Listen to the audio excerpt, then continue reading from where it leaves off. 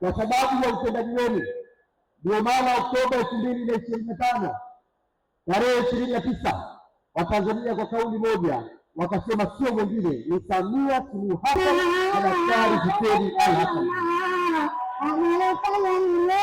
Nimesikia baadhi ya watu, ndugu mwenyekiti, wanasema hapakuwa na mpinzani, hapakuwa na mgombea mwenza. Nataka nikuhakikishie mwenyekiti, ile ngome ilikuwa hapo kipa hapo beki, lazima mpira uende kwa sisi.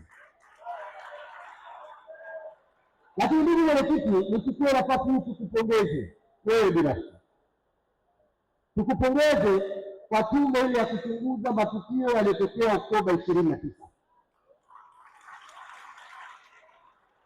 Lakini pongezi zetu sio tu kwa kuunda tume, pongezi zetu tunakupa wewe, ndio mwenyekiti wa chama, Rais wa Jamhuri ya Muungano wa Tanzania, Amiri Jeshi Mkuu. Hukuweka mkono, hukuweka mguu, uliacha tume ifanye kazi yake kwa mujibu wa tume ulivyoiunda.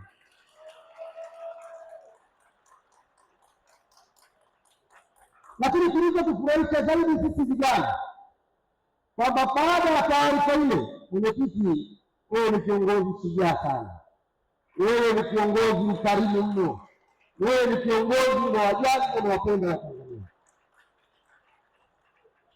Umeonyesha kuipokea na uko tayari kuifanyia kazi. Ndugu mwenyekiti, Mwenyezi Mungu akulinde. Na ndugu mwenyekiti, sisi umoja wa vijana wa Chama cha Mapinduzi tunakuahidi kwamba tutasimamia miongozo wako na maelekezo yako yote uliyotoa wakati ukipokea tume ile.